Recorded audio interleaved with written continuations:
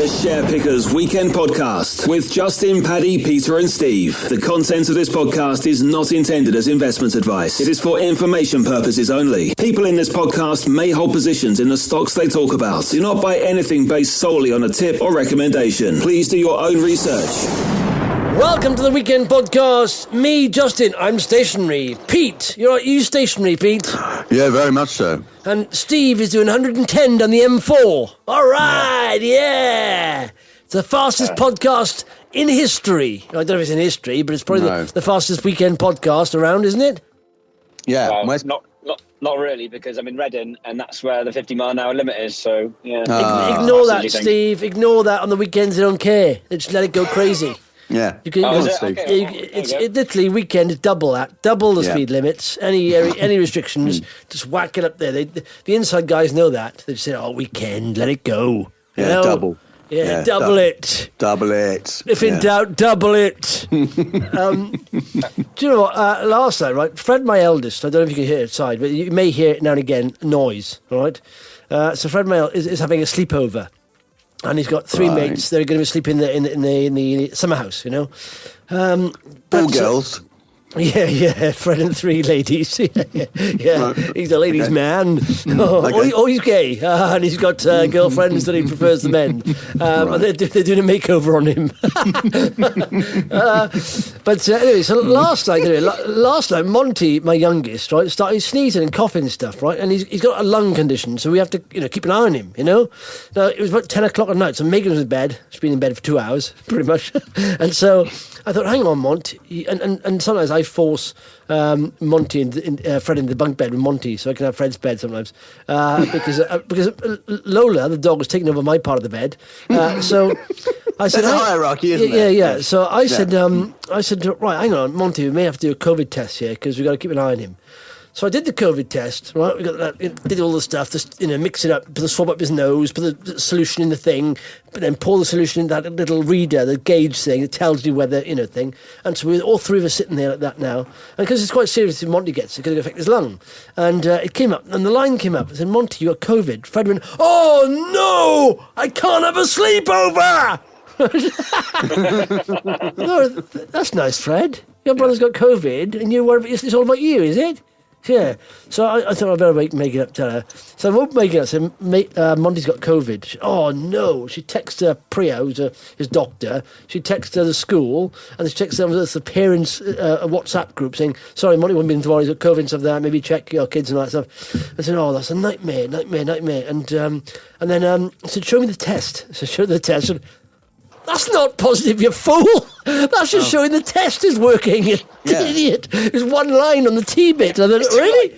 I know, I didn't. I thought, really? Oh, my God. So at 10 o'clock at night, Megan's texting all these people. I'm saying he's sorry. My husband is an idiot. Yeah, my husband's simpleton. He doesn't know how the COVID test thing works. So, anyway, I just had a cold. But it's all that worry about COVID. You had COVID. Surely you knew how it was when you had COVID. Or did you not have COVID before? But I've got short-term memory loss, I think. I forgot how it works. In fact, I'm talking about my mother came down today and my father. And we went down to a favourite restaurant in town called Tycoon. Is there a Tycoon in Cardiff, Steve?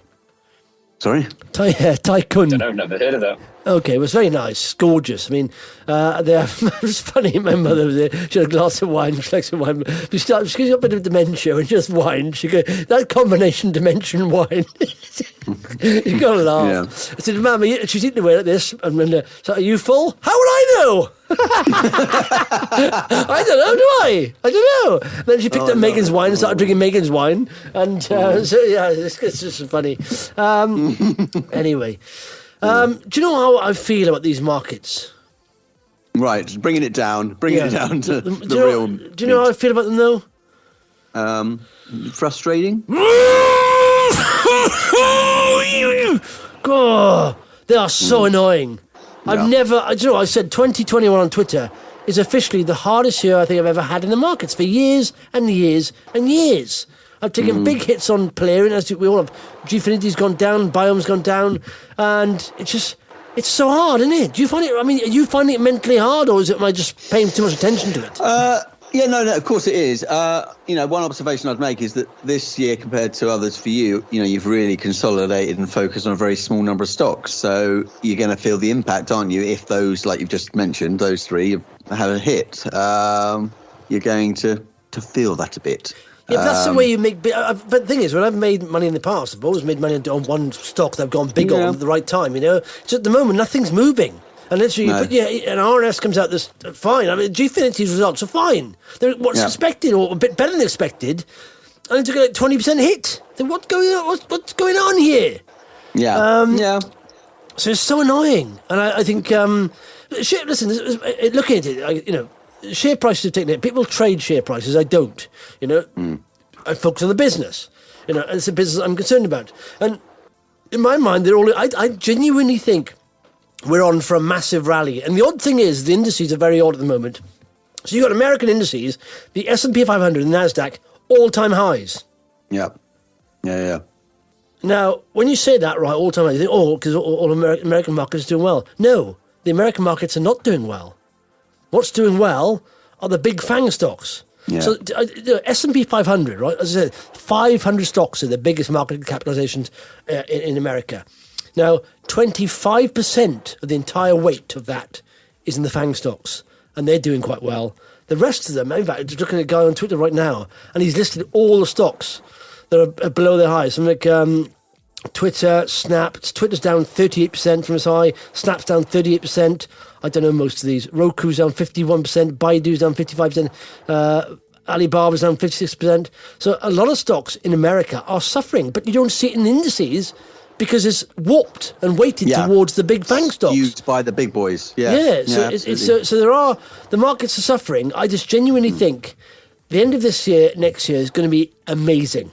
Do you know when I keep likening it to the hangover after the party. That's where we are now in 2021. Like I said, any old simpleton, right, with a stockbroking account, they started investing April, May last year, they've been laughing.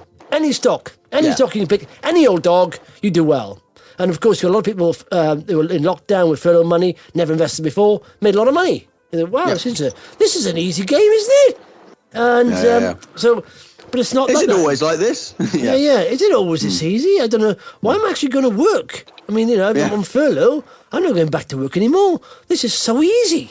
But now you're starting. If you started investing, like I said, in the last since the end of Q1, you think. Yeah. This is so hard. Is it always like this? I'm going back to work. Yeah. What I would say, though, is that, and I am frustrated like you as well, probably not as much as you, but I have felt that. But I've equally, and it goes back to believing in the longer term, view of the businesses that you're investing in. I've found it quite, in a way, exciting, because you kind of go, to coin a phrase, there's opportunities, some of these. And it's like, well, that's cool, because like GFIN was starting to head on up and 5p and, thinking, should have put more in there, because I've, could have put more in there. I wish it was below 4p and then I'd be putting some more money in.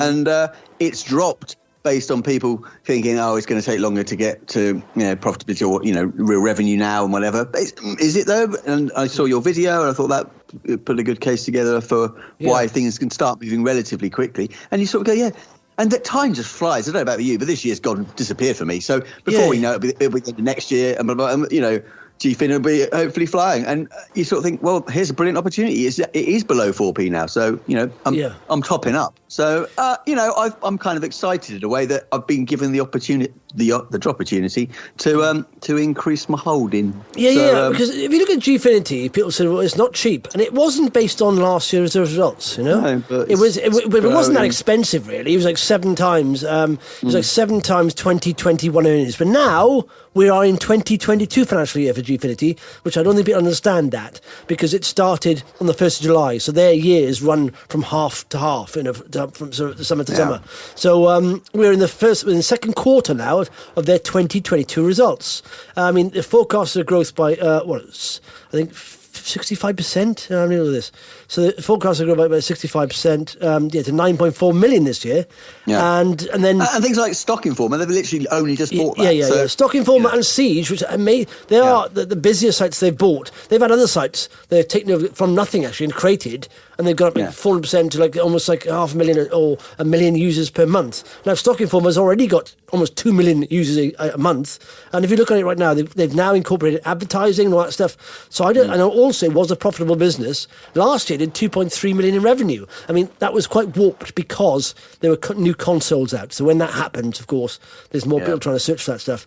But there's been a chip shortage this year, and it has been a problem getting PS5 and Xboxes. So I think if you look at that in Siege and just optimising the sites they have, and I think they'll hit the 9.4 million. Stock Inform was going gangbusters, and Siege. Have you seen? I don't understand Siege. Siege is like this interactive community for this, gamers. But it's like they'll post a page of stats on Twitter.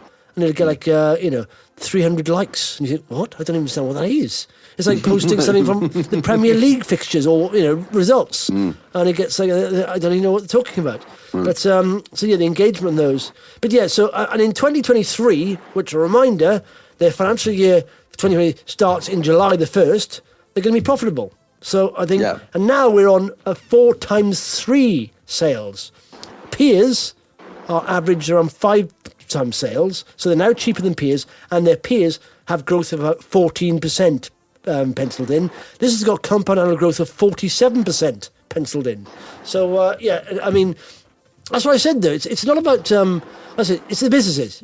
All you can do is look at the business. You can't. You've got no control of the share price. But the thing is, how have you got spare cash, Pete? That's what I want to know. How you got spare cash there? I've got idea. I've had to mess around a bit and manipulate. Sell a few here, buy a few there. And how have you got cash there? Where's the cash come from? I had because I got out of on the market, and I've had a couple of others where I've never been right down on cash. I've had a little bit of cash, so I'm now pretty much fully invested. I don't really have a lot of spare cash. I've also added to my ISA as well. There you go. I've actually invested money in. So I've brought money from the outside into my ISA. Yeah, so you brought money from the outside. You keep money outside? What are you doing that for? What? I wouldn't keep money outside. Where do you put in the garden somewhere? In the shed. Oh, so what I've done is I've gone to the garden, dug up my chest, and I've put it actually into the ISA. No, I took it down Harry and Larry in a wheelbarrow, and I said it. Can you put it in my ISA? Yeah. Where is my ISA? Can I see my ISA? Where is it? I said, no, it's not. It's not real. What do you mean it's not real? I want to see my ISA, please. Once I retire, I pretty much think that's what I'll do. I'll just go and film myself doing stupid stuff. Yeah. So that's so I had a bit. I haven't topped up massively, but it's just I just thought, well, it's a drop opportunity. That'd be a good thing to say. So my ISA, they said, is kept in this computer. My ISA is quite big. I've been investing for years. How the hell do they fit in their computer? Their computer's tiny. Anyway. So no, I know what you mean. Anyway. I think it's a good discipline as well to have. It's hard to do it, but this is one of the best times now, I think, to be fully invested. Regardless, because there's a little bit of worry around. People are a bit bearish. That's very good. Genuinely very good. And in fact, I look in the bull bear gauge, and it's very bullish, which is not very good. But I realise that's based on American indices, which are all-time highs, and those all-time highs are based on the top 6 biggest companies in the world, which are nuts anyway. So that itself is a skewed indicator, But generally, if you ask the UK market, everyone I've had on the podcast, they're having a hard time of it. It's not easy. All the stocks I know, you have little pop-ups and all that and rallies. It doesn't last very long. And I genuinely think 2022 is going to be a party year again. I don't want to do too much of a party year because you get the hangover then as well. So I just want to... when you have a hangover, have you ever had this? When you have a big drinking session, which you may be having one tomorrow, relatively speaking. I don't want to go too nuts because Wales are going to smash Australia in the Principality Stadium there. But I'm coming down to stay with Steve in his double bed. Right, nice. Steve, forward to that. Have you changed your sheet, Steve? No, don't be stupid. I don't want to get Since in the there. last time. Oh, yeah, once they start cracking, I change them. Once they crack. Once You they get that homely smell, don't you? So I just... well, that homely. You say it's a homely smell, Steve. I'm sure other people wouldn't describe it as homely. No. no. It's quite offensive. Rancid is, I think, what other people say. Homely. Do you like to take the girl back? I don't change the sheets. I like a homely smell. Yeah.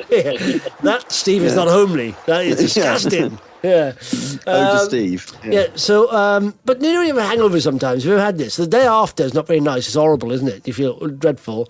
But then the day after that, you get a surge of energy because you realise on that day, that evening you've taken on so much calories, so much energy that you've basically the next day you've just sat down and nothing because you were hangover, and so you've stored energy. That's what's happening in the markets right now. We've had a big rally, a party. We're storing energy. We're consolidating. Next year is going to be nuts. Don't be in cash before next year, I think, genuinely. And it's going to go berserk. I'm really bullish about 2022. Okay. What's that based on other than hope? I don't know. It's because the markets are cyclical, Yeah, I know, exactly. Yeah, no, I'm quite comfortable because exactly for that reason, because I've been in it long enough to kind of go, yeah, it's okay. And that's why I'm like, oh, cool, that's a good opportunity. That's good. I'll put some more. Well, next year we got Valerian coming through, so that's one which is guaranteed at some point next year. You'd like Guaranteed. You heard it here first, ladies and gentlemen. Well, I'll tell you what, right, Steve, let's look at this, right? First of all, now, let's go through the timelines of stocks we own. Trufin decision with Lloyds, right? It's coming up in December. You got some kind of news on Valerian now. It's not going to be bad news. How can it be bad news? Because what they're going to say is probably we're having a meeting with the FTA. That's not bad news. Because the bad news has happened. It's priced in there, All they can say is progress is happening. Essentially, that's all they can say, isn't it? Because that's all that's going to happen. What else is they going to say? They're not going to say, we decided to give up now on this. They're not going to say that, So all that's going to happen from Valerian, news-wise, is we are making progress. We've got a meeting with the FTA, or we've had a meeting with the FTA. So yeah, but the market might interpret that as more delays. So it's. I know what you're saying, but but they're moving forward. I'm sure. Yeah, but the market will interpret it in. Who is the market? I'd like their next RNS to be a bit more clear. Well, not clear, a bit more details. Saying we're speaking to the FDA, and this date we're going to find out when we're going to get the next submission. Yes. I'm sure. They won't have an RNS, Steve, just saying. We're having a meeting with Jeff and Chuck. And that's it. There'll be a bit more detail in it than that, Biscuits and tea and coffee and stuff like that. But what I'm saying, the meeting. What's the nibbles like at the FDA? No, but what I'm saying is, any RNS they release now will, relatively speaking, not be as bad as the RNS we had, which is the worst you can get, pretty much in this situation. Which is the one that, we received a letter from them. It's not the letter we want. The kind of letter that makes the share price drop by 60%, or whatever they drop by, or 50%. I would think the nibbles are pretty dull as well, aren't they? Really, really compliant nibbles. The pig wafers. Really basic, plain. Yes, that's acceptable. Well, it depends if Jeff and Chuck are there. If Jeff and Chuck are involved, it's a barbecue, I think, probably. Yeah, come on the yard later on. We got a barbecue going on. We'll chat about the application you submitted. And we'll see what we can do about this, okay? You know what I'm saying? Richie boy, bring some beers. Okay. And a big brown leather bag full of you-know-what. You know what I'm saying? Okay. That's how it works. Yeah. My back? Yeah. No. Right. So anyway, what I said, whilst the share prices are taking a hit, right? It's the businesses I'm concerned with. That's all you can look at, and they're improving. And I believe in these stocks, and that's why I hold them. Not through delusion, because I've seen lots of people holding stocks. They just fall in love with them. There are companies out there I've seen on Twitter, people rapping these stocks. Give it up. It's not going to happen. They're just holding them on hope. Oh, this is coming. It's coming. Oh, I wouldn't want to be out this over the weekend. Ooh. And it's basically all hope.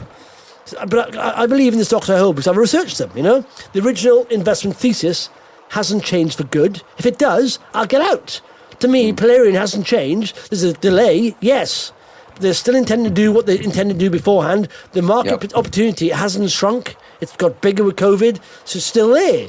So, and you know, they said the S&Ps will take a hit. The SPs will take a hit now and again. Yeah. But that's the thing. You've got to detach yourself from the share price. You don't forget the share price. Don't look at that. Just look at the business as anything. That story is still happening. Until we know anything concrete that's different to that story, then don't worry about the share price. And it's like, don't look at that. I mean, it's hard to not look at your portfolio and look at the top line figure, but don't worry about that. It's have any of these stocks, any of these stories changed, and if they haven't, then just hang on in there. Or if you've got some spare cash and you see a opportunity, take advantage of it. Yeah. Recently, I've had to remind myself I know what I say. I've had to remind myself.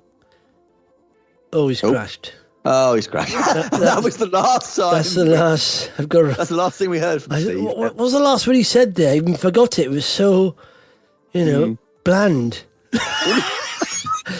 If you're going to end your life, end it on with a punchy quote or something. Yeah. Steve said something like, I tell you what, in fact, what I did was, that was it.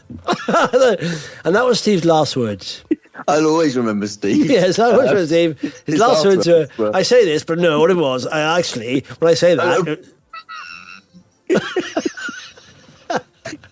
Yeah. What was he going to say? It's like, I wonder what he was going to say at the end of that. Imagine it was like absolute. He'd say, I know Steve. Yeah, I know Steve, but I knew something profound was coming. But he's taken that to his grave. And he might have held the key. The key to all investing. Yeah. Oh, he's back. Steve, you there? I'm back.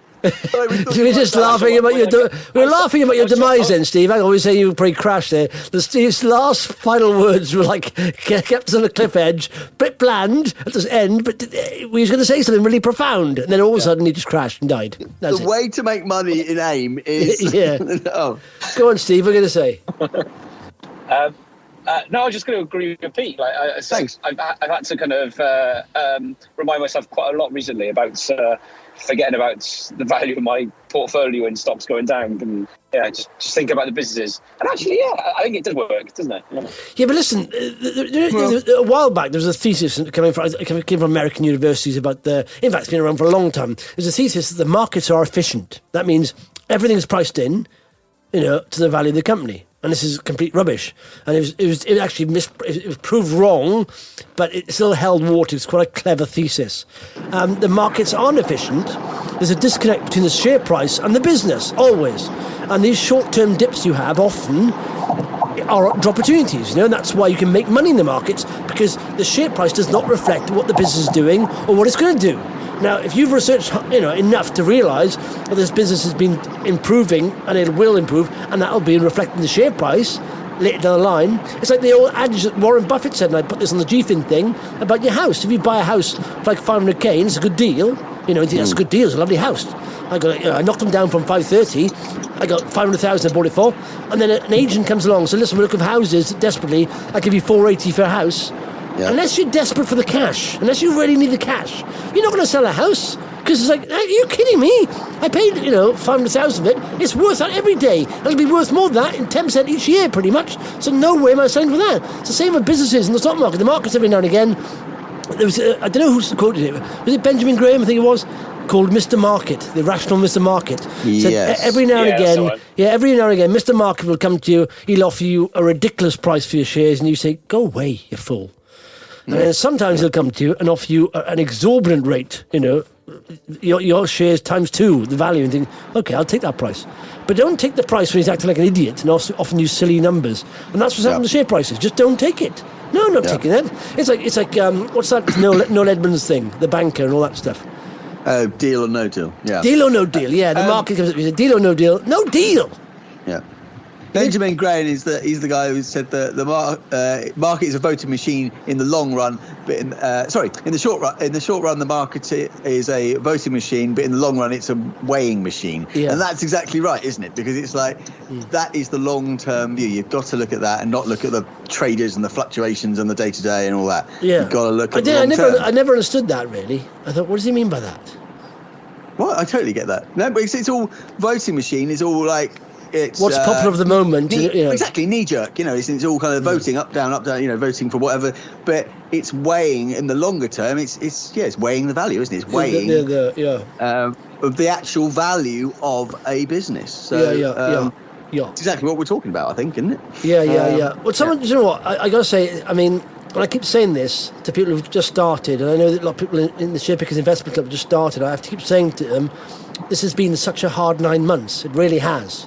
And then quite a few people have asked me, is it always like this, Or are we doing what we're doing wrong? Right? So listen, it's not always like this. You're not doing anything wrong. Some people are trying to change their strategy.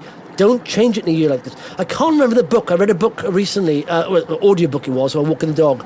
And it's about fund managers who had spectacularly outperformed for decades pretty much. But they'd all gone through dodgy periods in their careers where there'd been investment outflow from their investment funds. One of them was sacked and almost, because he didn't, during the tech boom actually, so I'm not going to tech stocks. And then other people were saying, hang on, there's loads of people earning money in tech. Tech's going nuts. It's like crypto at the moment. It's exactly like crypto at the moment. Exactly like that. And he said, why didn't you invest in some crypto or Bitcoin? Why did you? And he kept saying, because I don't believe in it. I don't think it has any intrinsic value. Or some of these crypto stocks have no... And they said, well, they're making hundreds of % every day, Why aren't you investing? And all of a sudden, he got sacked from this. And yet, for 10 years or for 20 years previous to that, he was outperforming the market hands down, And then he got sacked because he didn't join in the dot-com boom, the tech boom. And then, literally, the day after he got rehired by another hedge fund. And the timing was amazing. It was literally a week after they sacked him, he joined another hedge fund. The dot-com bubble popped. And his value stocks went through the roof. There we go. And so it's not your strategy. The markets are at the moment very irrational. And they say markets can stay irrational for longer than you can stay liquid. With me, it's about the markets can stay irrational longer than you stay sane. It's driving me nuts. But it's not like this, I just think, when you have a year that's been so easy, anyone could make money, the next year is going to be hard. And you can almost guarantee it, almost not calendar year for calendar year, but the next period when it starts to rally will be a lot easier, and it's as simple as that. But when in the day-to-day toil of it, it feels a lot harder. But like you say, time flies, doesn't it? Yeah, but like we said before, like for you, because you're in it 24/7, really, aren't you? You're kind of there. Whereas I'm kind of really distracted with work, busy with work, and I can't spend too much time looking at it.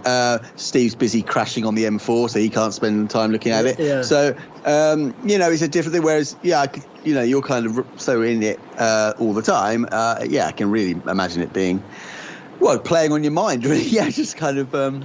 It's hard to switch off. That's why... Yeah. That's why I put a couple of quid in crypto messing around with it, just distract me. And it did a little bit, but I haven't done it recently. Maybe I should do that again because it's really annoying. But I have to remind people, someone said, one of the guys, I don't know who it was, in the ship, because said, I've lost so much money this year. I said, no, you haven't, unless you've sold, and it's the old adage, you haven't lost anything, you still hold the same amount of shares in a business.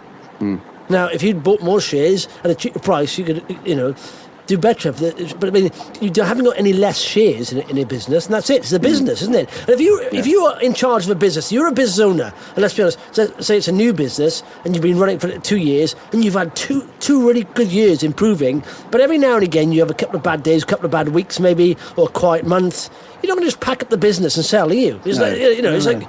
It's doing well. Okay, you have the odd quiet month. That's to be expected in business. That is business, so don't sell it. If Polarian does hopefully come to fruition and the plans it goes to plan, I'm going to be not dining out, but I'll have a good pub story in that how much money I lost in inverted commas in 15 minutes of Brown Wednesday. I didn't sell though, and it's hopefully it has come back since then obviously, but hopefully I'm looking at much bigger gains from here, and that will be will be a funny story of this is how much I lost in 15 minutes. When you're a billionaire, Pete, people sitting on the table and you'll say and do you know what? It went down by 60%. And do you know what I did? So people all sitting there on the, your children, your grandchildren, your nieces and nephews. Tell us, Uncle Pete, what did you do? I did nothing. Yeah. What? Yeah, that's right. I sat there. I lost $500 million in paper money. I mean, I exaggerate a bit, obviously. As you get a couple of thoughts. As you get older, you have to exaggerate the story a little bit to make it interesting. I lost $500 million in the morning. What did I do? I did absolutely nothing. Didn't sell any? No. And do you know what happened to that company? It went bust. No. But later on, that company became the most successful company on AIM. It literally supplied all those polarizers. They became the mainstay of every hospital. And that's why I became a billionaire. If I'd sold on that day, I wouldn't have made that money. Simple as. I don't think Polarian will make me a billionaire, but I've been okay. No, but do you know what? Polarian has the potential to be a massive company. Sorry, Steve, go on. Oh, no, you go. I was going to say, but Polarian is a game-changing stock. It has a global market that's huge. Now, if you look at scalability, right, and look at massive potential, there aren't many companies with that potential, you know? So I'm biding my time there. I know nothing's going to happen there, but I don't want to I don't want to get out in any way whatsoever. No way. No way. But what I'm saying, even if it gets to £100 a share, I need to have 10 million shares. Yeah. To become a billionaire. No, what I'm saying is I'm not saying Polarian will make you a billionaire. Oh, okay. It make you well off enough to invest in other companies. And then what I did then is I put it in this company. Have you heard of a company called Apple? Or the next Apple, you know. Have you heard of a company called Tangerine? What? Yes, well, Tangerine was laughed at, in 2025. But I bought into it when it was 5 pence a share. Now it's £21.90. Yes. So, but as I say, make money, isn't it? Do you know what? It's about risk reward. I was watching, worth watching actually. Have you watched Narcos? The original Narcos, yeah. Well, there's three. I think it's three. I don't know where it went. I think it went. I don't know. There's such a big gap between them. I don't know where I am now. But I picked up on Narcos 3 now in Mexico. It's very good. Yeah. The first one is a bit. What's going on here? And I'm on the treadmill trying to read the subtitles, bunched up and down. My eyes aren't that good these days because I spend so much on the computer. If I'm like more than a yard away from the TV screen, I need glasses. I can't wear glasses on the treadmill. But it struck me. It's very good, actually. Watch Narcos 3 in Mexico. But risk-reward, right? And I thought, this is quite good. Risk-reward there. Mexican drug lords, for example, right? The risk is quite high there. It's like either you spend the rest of your life in prison or you die. Because I don't think there's many drug lords have got away with it. Because the thing is, you earn so much. I mean, Pablo Escobar at one time was earning the same as GE, General Electric. He's earning billions. And so you cannot help have a spotlight turned on you when you earn that kind of money. It's nuts. So the reward is massive, but the risk is massive. And you think, is that the only way of becoming a billionaire? No, it's not. So you could become a billionaire just starting a business, And yet the risk isn't as bad. You're not going to be shot or killed, or you're not going to be in life in prison. You may be skint now and again, but as long as you're... So it's the same as stocks, isn't it? If you want big reward, doesn't mean you have to take silly risk. No. And silly risk is like oil and gas, or preclinical, like C4XD. In fact, C4XD... Why I quite like those is because they got several things on the go. Have they, though, anymore? I mean, I see Craig's left today, didn't he? Craig left there. Craig Fox, scientific officer, chief scientific officer. Yeah, well... It's a weird one, isn't it? Because they're not exactly big on the promotion of what they're doing. But when Clive said they want to be the most prolific preclinical novel drug creator in the world, he didn't say when though, did he? So hang in there, kids. Yeah, and it's rallying though, isn't it? Yeah, it is. But going back to the whole thing I was touching on earlier about having a little bit more of a broader portfolio and a little bit more balanced portfolio. I mean, by more luck than judgment, I'm not going to say I'm some genius investor, but just because I've got those, what I call fun corner stocks, that's up, that's dropped right back, but in the last month has risen probably 40%, and it's right up, and that's helped to sort of preserve my overall, top headline figure in terms of the portfolio value, a little bit more than if I only had 5 or 6 stocks. But, and Lloyd's is a thing, for an example, I have them, and they're up for this year, they're up probably 50%, aren't they? So I didn't realise my missus, not a non-ISA, but I just put some money into the Vanguard fund for her. Yeah, that's up like 35%. Yeah, I got a Vanguard fund. Yeah. That's so annoying, that is. That's so annoying. I'm down this year. I mean, the thing is, this is the thing with microcap stocks. If you're down 30%, you can recover that in a week. Yeah, easy, exactly. you know? Of course. So if you're down 50%, you can do it in a week and a half, 2 weeks. You can literally double, triple in a few weeks. And that's it. The FTSE will move a little bit. The big caps will move. You may get 5, 10, maybe 20, 30% over the next few years. But if you want to double, triple, quadruple your money, you've got to go micro. Well, I did this with Craig Fox. He's left C4XD, right? And he said there, Craig Fox said, I believe the team's world-class scientific expertise, tenacity and dedication, combined with proprietary cutting-edge technologies, provides a truly groundbreaking capability that can efficiently deliver world-leading medicines that can meaningfully impact the lives of patients. But I'm going to do something else. So, hang on, Craig. I know, I thought that as well. If this is that good, and you are a chief scientific officer, where are you going? Unless you, I know. Does it get any better than that, Craig? So, he's just moved on to pursue a new opportunity. I don't know. And you don't know, who knows? You could speculate that there's some politics going on there, that there's been a falling out, or, over the direction of the business, or who knows? You could speculate all sorts of theories, couldn't you? And you just don't know. So, rather than speculate, I look at the price, and the market didn't react to that today at all. So, move on to that. Move on. That's a good thing. Do you know what, actually?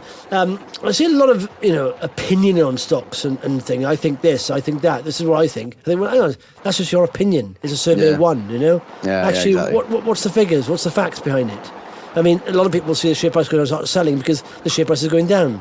They think it's bad. Well, you actually read the update? It's amazing that I post lots of stuff, and people who ask me questions about something I just posted. I thought, well, I've just posted that there. Can you see it? a guy actually asked me some questions on the GFIN. I don't think that, he said something like, what do you say? Oh, hang on a second. He said, that's 768% gain in the business you said, but if you look at it, the other part of the business has gone down. So, obviously, that growth is at the expense of the other part of the business. That's the whole point, you imbecile. That old business, the low margin business, they're reducing and increasing the high margin. It's a transition happening here. I thought, so he said, there we are. I said, you haven't even watched the video. You just watched a tweet of mine and not watched the video attached to it, you fool. That's the whole point. And I couldn't be bothered even replying to him. I thought, no, if you're not going to take the time to actually watch the video and just criticise the tweet, I can't get all the information from the video in a tweet. You have to watch the video. Weirdly, I watch the video and don't read your tweets. Yeah, exactly. Good. Right, that's the way to do it, Steve. Go on. Okay. Well, on a similar vein, this week, Biome, Biome, as Steve would say. Yeah. Get his. I'm just what's this? No, I'm not worried about the longevity of that. It's just annoying that I sold like my BT on the market. I sold all my dying stocks. I put it all into Biome. Yeah. Okay.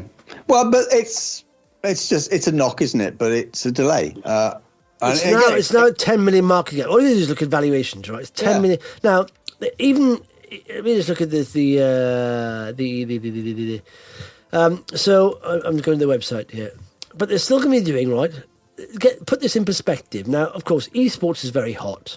I'm not deramping one stock in favour of another stock. I'm just saying esports is very hot, so the multiple is quite high. But Gfinity is going to do 5.7 million last year in revenue. And they made 2.7 million loss. Biome are going to do 5.7 million. Right? And they're going to do, I think it's a lot less loss than that. A lot less. But they're valued at 10 million. And Gfinity is valued at 40 million. So you can say that obviously you can give the multiple to Gfinity, but it's only like less than 2 times sales now, and it'll be less than 1.4 sales next year because they're going to go up to. The whole issue is I knew this. Supply chains don't get solved overnight. Issues, and I sort of knew this. I did reduce on Biome not because I thought there were supply chain issues, because I wanted some cash, and I wanted to take advantage. Maybe the open offer, maybe buying something else, which I have bought something else. I won't talk about here because part of the Share Pickers Investment Club exclusivity period is that I talk about a stock in the club, and then I give them a month to research it, and then I reveal what it is. So I bought another stock. I think it's very hot, so I want them to cash.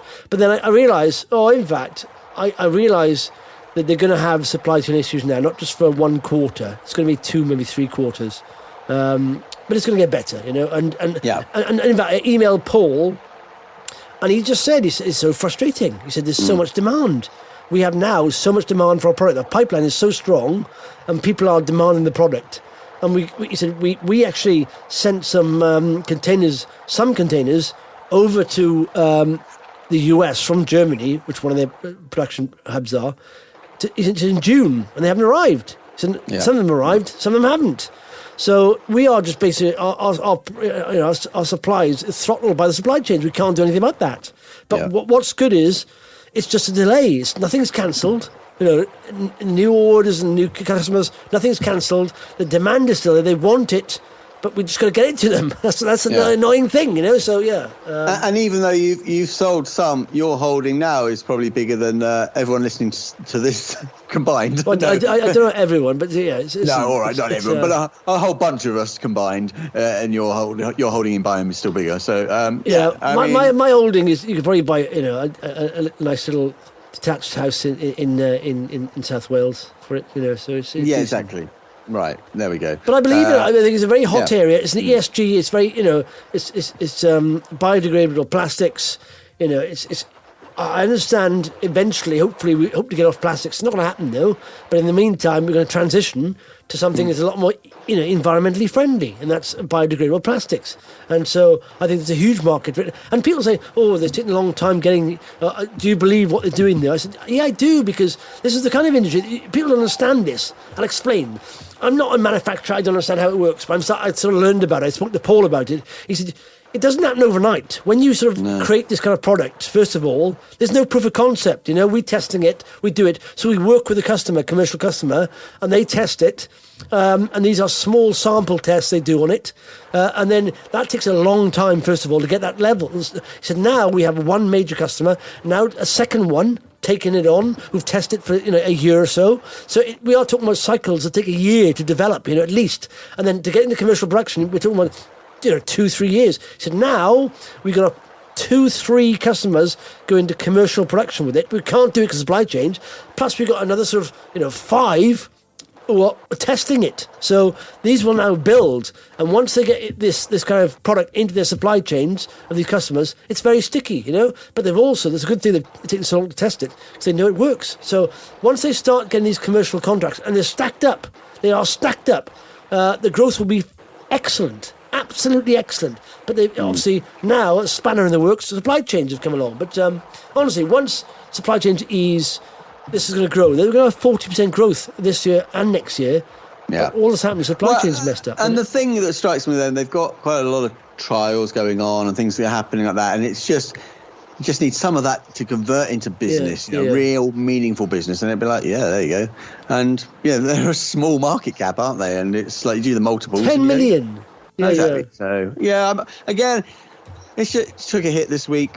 I haven't bought more, but I'm not, it is a good opportunity. But we just hang on in there, because honestly, once I believe all you can see on the if you look at the investor section of the website, anyone can get this. So it's biomtechnologiesplc.com. You'll see an investor section there. Click that. At the bottom there, you'll see analyst research, read reports. And then you can see the Q3 update there. And all they've got is, I think they did predict 2-3 years out recently. Because of supply chains now, they've only started to predict next year. But they've got 5.5 million. So last year they did 5.7 million. And next year's 8.1 million. That's assuming supply chains are going to hold up there. Or they will ease. Of course they will ease. That's, it's just the whole thing with... the pandemic and all that stuff. You've gone from no demand to massive demand, and they can't cope with it, So you've got factories shutting down, then all of a sudden they want to not only go back to normal capacity, but double capacity. They can't do it. So yeah. Can we move on to your favourite subject, escape hunt? Yeah. And have you had your allocation for the open offer allocated to you yet? Well, yes, I've seen the thing. I've got a notice there. I've had the things next to my when I looked at the website there. You get allocated, didn't you? And then all of a sudden it says it gives a zero value to the stock. I don't know what. So what happens is you can apply for more, can't you? If no one takes up their full allocation. That allocation gets shared out between the rest of the people. So I don't think we'll know, because we know the timeline is that 19th today, which is Friday, is the end. We'll know on the 23rd. When is the 23rd? Is that Tuesday? Oh, Tuesday. Okay, Tuesday. Yeah. Okay. Yeah. Well, no, because obviously money's taken out of the ISA, taken out of the account. So, your portfolio drops a little bit. Oh, where's that? Oh, okay, that's money's gone, but nothing to show for it at the moment. So that's quite fun. And I just you've got Harry and Larry, haven't you? I wonder if that's a Harry and Larry there. Oh, there's some extra money coming in. Right, we'll take that money in the pub this weekend. That'd be lovely. Yeah. We'll take it to the pub, put it in the gambler, and then exactly. If we win, we'll put it back in. Yeah. If we don't, we say they haven't been allocated. No. Yeah. If we win, we go down to the casino, put it all on black, and then, if we win, double our money. Yeah. And then we'll put it back in. Yes, then put it back in. and if we lose, we say, no, it hasn't been allocated. Yeah, exactly. Perfect. What I think I realise now is what you're looking at is and I've said for a long time, part of the strategy is hot trends. Have you seen in America at the moment, EV has gone berserk. Yeah, absolutely berserk. So, but what the vans that you told us about last time? The Rivian. I mean, but that just makes no sense, does it? That literally makes no sense. An IPO valuing a company at 100 billion, and they haven't even sold one truck. Yeah, and that's insane. Yeah, I mean, I'm looking now. How many cars does Volkswagen sell? Sell a year. So when you say it's gone bonkers in the States, what are the facts to back that? Right, here we are. Right, so Rivian, right? They're going to do these pickup trucks, right? EV versions of these pickup trucks. Okay, they IPO'd this week. It went up and came back down, but they IPO'd and they hit $140 billion valuation. They've sold not one truck, right? So their valuation was bigger than Volkswagen, who delivered 9.3 million vehicles to customers worldwide in 2020. Yeah. So they are worth more than Volkswagen. It's just nuts. And that's insane. So are they ready to go into production then? Well, not really. I think they've got a factory there. This is the thing. So when you value a company, what do you value it on? Because people are saying, well, that's the future. How do you put a price on the future? Because we're assuming now Volkswagen. But the thing is, Volkswagen have, an EV side. They're going to be developing more EVs. I don't understand. It's not as if Volkswagen say, no, we're sticking with diesel and petrol, and they're in a dying market. It's not like that, is it? It's the same with big, Shell and all that, diversifying into EV and hydrogen, So Volkswagen are doing the same. But they're being treated like they're a business that's going out of favour or will not be around for like 10 years' time, which is nonsense. So first of all, when you value a company, you generally the most looked at, especially mature companies, looked at metric is price earnings multiple, which is very sensible. You've got the market cap of a company and you put that up against the profit. How many times does the profit, go into the market cap, So if you're in 10 million profit and the company's 100 million market cap, that's like a PE of 10. And then you've got companies that are newer, not yet generating profit, but they have sales, of course, and you can see the demand is there. So you do EV sales maybe. And so that's the enterprise value of the company, which is, of course, the market cap, take away the cash, add the debt, and then the sales multiple of that. So say the company is worth, say, the EV is worth like 100 million again, and their sales are worth, 10 million, so again, 10.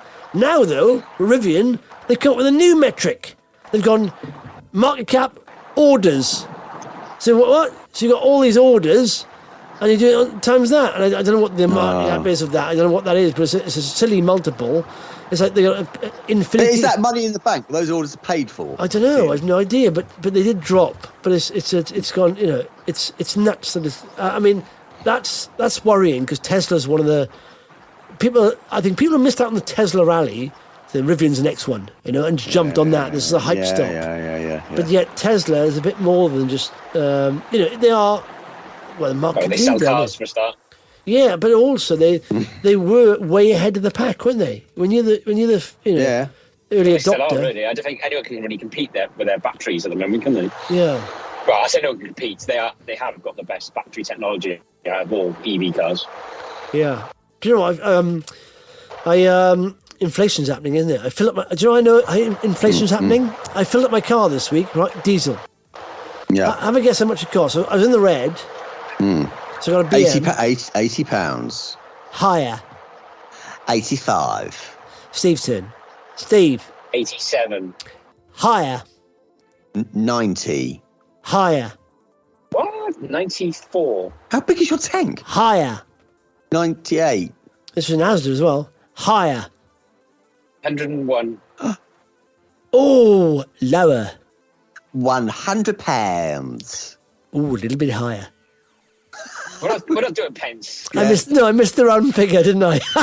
It did that click, click, click, click, click, full. Right. And I was on 99, sort of like 15 pence. So I get to the 100. I went, wow. Up to 101 pence. But how many miles would you get out of that tank? I have no idea. I hardly ever drive. But that's good for coming to you and back, Steve, at least, and a couple more times. And I find this bizarre because I've got a big SUV and it only cost me £65 to fill up mine. So how big is your tank?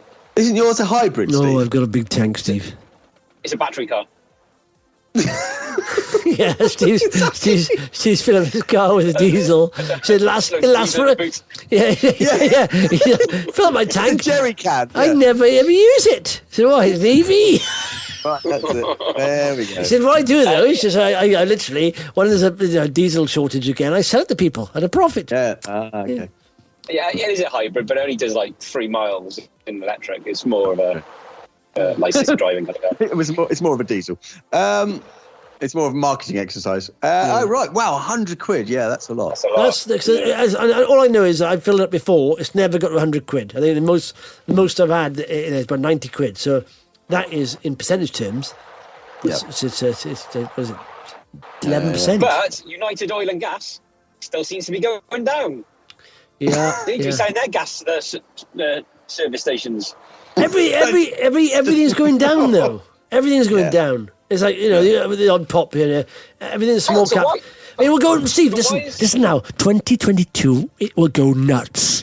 Hold on. Honestly, stay sane, because I'm on the edge of losing it. But honestly, it will go nuts in 2022. Yeah, right. Strap in, Steve. It'll be Back to the Future. Okay. Okay. Anything else? I heard someone say, talking about... I don't know why I thought this was quite funny. I actually, when I'm on treadmills, I analyse stuff too much. But I heard someone say on the radio yesterday, they talk about carers and all that stuff. And this woman said, well, when you pay peanuts, you get monkeys. And I thought, do you really?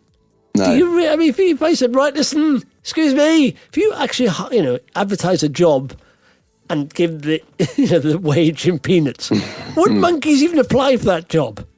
That's a very good question. And then, if they did apply for the job, which is phenomenal if they did, would they know how much peanuts you gave them 1 week compared to the next week? No. You could really tuck them up, couldn't you, the monkeys? So this week you get 10 peanuts, next week you get 9. Would they know? Yeah. Can they count? So I think that's saying, if you pay peanuts, you get monkeys. It's not entirely accurate, is it? Yeah. You got to be careful when you're saying peanuts. Because that sounded a bit weird. Okay, yeah. Yeah. Well, if you pay that, I don't know what you're getting. Exactly, 10 what? Right. No, exactly. Good point. Anything else? Let's end on that. That's a high. Yeah, it's let me just scroll down here, and that's it. See if I can cover that. Yeah. Any TV recommendations, Steve? Anything good? I started on the Christmas movies, actually, and I watched Love Hard on Netflix. Love Hard?